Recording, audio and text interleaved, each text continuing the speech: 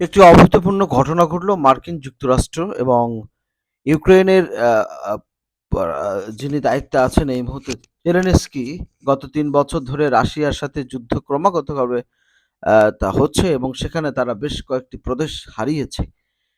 তো যখন জেলেনস্কি আমেরিকার সহায়তায় বিশেষ করে জো বাইডেন প্রশাসন তাকে প্রচণ্ড আকারে সহায়তা করেছিলেন এবং তাকে অর্থ, অস্ত্র দিয়ে সহায়তা করেছিলেন। এমনকি ইউরোপের আ যারা আমেরিকার মিত্র শক্তিগুলো ছিল, সেই শক্তিগুলোকে বাইডেন প্রশাসন তাকে সহায়তা করেছিল।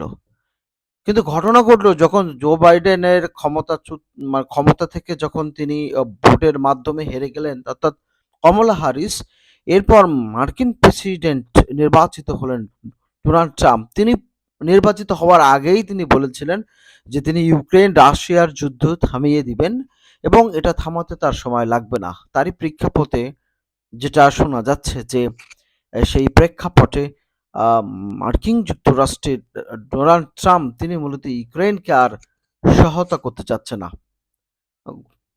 গতকাল যে ঘটনাটি ঘটেছে ওভাল অফিসে, সেখানে দেখা যাচ্ছে যে মার্কিন যুক্তরাষ্ট্রের ভাইস প্রেসিডেন্ট ভ্যান্সের সাথে আ ইউক্রেনের প্রেসিডেন্ট জেলেনস্কির সাথে যে দণ্ডিতা হয় সেখানে কিন্তু বেশ অবাক যে কূটনীতিতে ২ দেশের সর্বোচ্চ এবং এই মুহূর্তে রাশিয়ার সাথে ইউক্রেনের যুদ্ধ চলছে।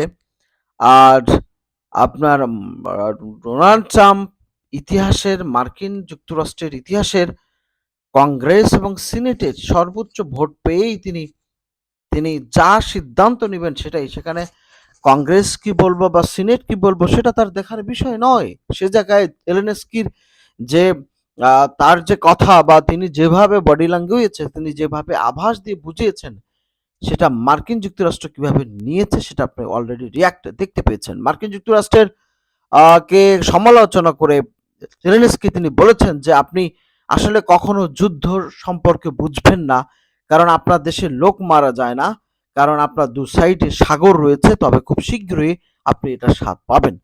অর্থাৎ এবং তার এই কথার পরিপ্রেক্ষিতে মার্কিন প্রেসিডেন্ট ডোনাল্ড ট্রাম্প তিনি বলেছেন যে যে আপনি তাকে স্টুপিড প্রেসিডেন্ট বলে বলেছেন যে ইউ আর স্টুপিড প্রেসিডেন্ট, আপনি আমাকে তৃতীয় বিশ্বযুদ্ধের দিকে নিয়ে যাচ্ছেন এবং তিনি এক প্রকার ওভাল অফিস থেকে মার্কিন যুক্তরাষ্ট্রের ডোনাল্ড ট্রাম্প তিনি বলেছেন ওভাল অফিস থেকে এবং মার্কিন যুক্তরাষ্ট্র ত্যাগ করতে।